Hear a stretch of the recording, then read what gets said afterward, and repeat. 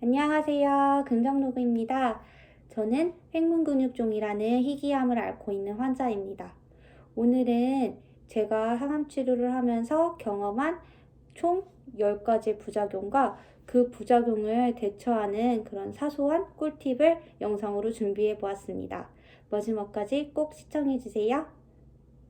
첫 번째로 제가 경험한 항암 부작용은 항암 치료를 하는 분들은 대부분 경험하는 오심과 구토입니다. 저는 오심과 구토가 특히 많이 심한 편인데, 오심과 구토에 대처하는 그런 방법들을 여러 가지 많이 이제 해봤는데요.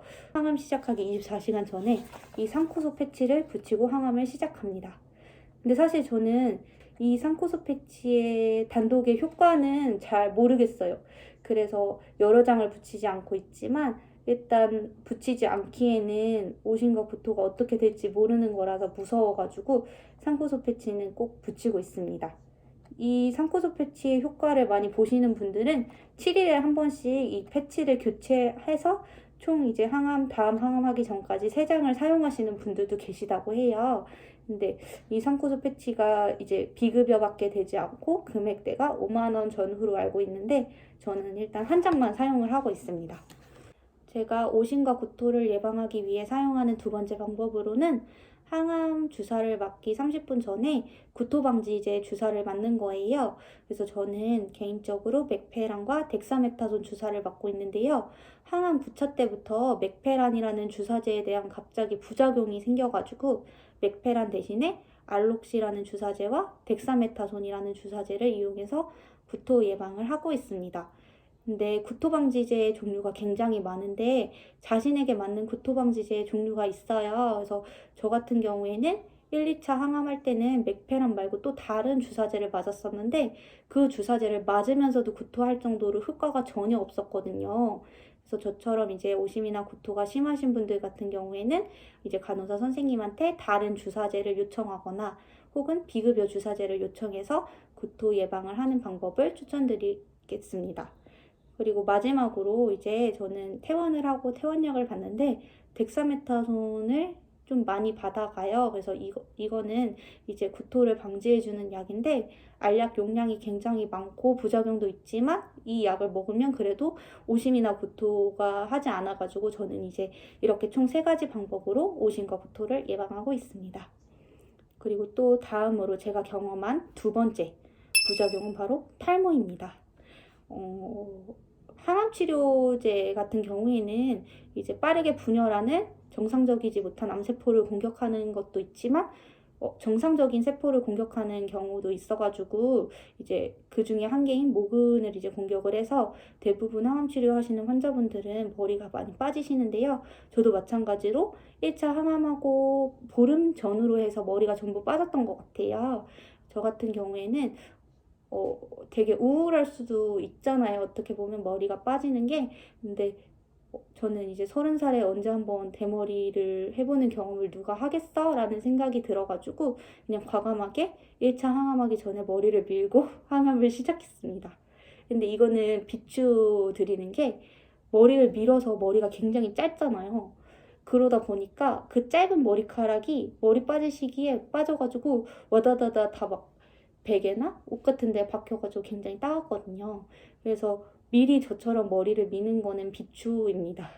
근데 이제 탈모 같은 경우에는 어쩔 수 없이 머리가 빠지다 보니까 저처럼 이렇게 가발을 착용하시는 분들이 많은데 저는 개인적으로 매금이라는 그런 업체에서 판매하는 가발을 주로 착용합니다. 그리고 매금이 말고도 이렇게 조금 저렴한 모자 가발을 많이 착용하는데요. 특히 여름에 많이 이 가발을 착용했던 것 같아요. 그래서 보면은 이렇게 머리가 있는데 여기 위에는 망사로 뚫려 있어요. 그래서 통풍이 잘 되고 이 위에 내가 좋아하는 모자를 얹어서 자유롭게 스타일링 할 수도 있고 여름같이 땀이 많이 날 때에는 불편함이 조금 덜하는 그런 장점이 있는 것 같아요. 그리고 또 제가 세 번째로 경험한 부작용으로는 손가락 저림입니다. 방금 말씀드렸던 것처럼 항암제 같은 경우는 정상세포를 빠르게 분열하는 정상세포도 공격하는 그런 부분이 있다 보니까 이제 말초신경이라고 해요. 그래서 손끝이나 발끝이 많이 저리고 되게 아린 그런 느낌이 듭니다. 그래서 저 같은 경우에는 이제 병원에서 처방해준 약을 먹고 많이 호전이 됐는데요. 정말 심한 경우에는 이제 찬 거, 음료수라든지 냉장고에서 꺼낸 반찬통이라든지 이런 거를 만질 때 손이 정말 많이 시린 분들도 계시다고 해요. 다행히 저 같은 경우에는 처방해주신 약, 리리카라는 약을 먹고 많이 증상이 호전됐습니다. 그리고 이제 네 번째로 제가 경험한 부작용으로는요, 근육통이랑 뼈통증입니다. 이제 근육통 같은 경우는 왜 그런지는 모르겠는데 갑자기 이유 없이 전신 머리부터 발끝까지 팔다리가 너무 아파가지고 참을 수가 없어요. 그래서 뭔가 어제 어디 두들겨 맞은 사람처럼 가만히 이제 있는데도 불구하고 욱신거리고 아픈 그런 통증이 굉장히 심한데 이거는 진통제를 먹고 참는 것밖에는 방법이 없다고 해요. 그래서 저도 그냥 진통제만 먹고 참고 그리고 이렇게 근육통이나 뼈통증이 심한 날에는 외출하지 않고 집에서 최대한 휴식하면서 몸 회복하는 거에 신경을 쓰고 있습니다. 다음으로 제가 느낀 다섯 번째 부작용으로는요, 변비와 설사입니다. 근데 변비랑 설사는 정반대의 개념인데 어쩔 때는 변비가 오기도 하고 어쩔 때는 설사가 오기도 하는 것 같아요. 그래서 변비가 정말 심할 때는 제가 원래 쾌변하는 스타일인데도 불구하고 3, 4일간 이제 변을 보지 못해서 굉장히 고생을 하기도 했었고 설사 같은 경우는 지난 영상에서 말씀드렸던 것처럼 그냥 초록 색깔 설사가 나올 때까지 하루에도 뭐 10번, 15번 이렇게 화장실을 가기도 한 것 같아요. 그래서 변비나 설사 같은 경우는 뭐 따로 이렇게 조심해야 될 거는 없고 그냥 변비 같은 경우 심하면은 병원에서 처방해준 듀파락 시럽을 먹고 있고요. 설사 같은 경우는 로파인 캡슐을 먹으면서 예방을 하고 있습니다. 그리고 제가 경험한 여섯 번째 부작용은 불면증입니다. 근데 항암 그 약 때문에 이렇게 잠이 안 오는 경우도 있다고 해요. 그래서 뭐 신경 안정제 같은 알약을 처방해 주시기도 했는데 웬만하면 약을 먹지 않고 그냥 자려고 노력을 하는데 어쩔 때는 진짜 잠이 너무 안 와서 뜬 눈으로 밤을 새운 날도 거의 4일, 5일 이렇게 넘어가기도 하고 저도 졸려서 계속 하품이 나오는데 잠이 안 오기도 해요. 그럴 때는 그냥 가만히 눈 감고 있으면 잠자는 거에 90%의 효과를 낼 수 있다고 해서 그냥 가만히 눈 감고 아무 생각도 안 하고 누워있는 날도 많이 있습니다. 그 다음 제가 경험한 일곱 번째 부작용은요, 무기력함이랑 피곤함입니다. 아무래도 항암약 치료를 받다 보니까 뭐 몸이 아프고 뭐 설사하고 이러다 보니까 당연히 몸이 무기력하고 피곤하기도 하는데 그냥 아무런 증상이 없을 때도 몸이 이렇게 물 먹은 솜처럼 늘어지고 피곤할 때가 있습니다. 그래서 그럴 때는 그냥 뭐 일부러 밖에 나가기도 하지만 그런 기분이 아예 들지 않을 때도 있어가지고 거의 이제 침대에 누워서 하루 일과를 보내기도 합니다. 그 다음 제가 경험한 여덟 번째 부작용은요, 후각이 예민한 거입니다. 후각이 예민해진다는 게 모든 냄새에 굉장히 예민해지면서 안 좋은 거는 오심과 구토가 있을 때 후각이 예민해지면 더 그게 시너지를 얻어서 오심과 구토 증상이 더 심해져요. 그래서 저 같은 경우엔 정말 심할 때는 빨래를 하고 널어놓은 빨래에서 섬유유연제 향기가 나잖아요. 근데 그게 평소에는 굉장히 역하다는 생각을 한 적이 없는데 그 냄새가 너무 역하다는 생각이 들고 내가 새로 빨래해서 입은 이 옷에서 나는 그 향기가 역겹다는 생각이 들면서 토를 하거나 울렁거리거나 이런 게 반복되는 게 굉장히 힘들었던 것 같습니다. 아무래도 후각이 예민해지다 보니까 음식을 섭취하는 거에도 제한이 있고 음식을 섭취를 못하면 그만큼 이제 기력이 떨어지고 이렇게 악순환이 반복이 돼서 저는 후각이 예민한 게 굉장히 조금 힘들었던 것 같아요. 근데 이거는 이제 그냥 서서히 소멸되는 그런 부작용이어가지고 오래 가지는 않아서 다행인 것 같습니다.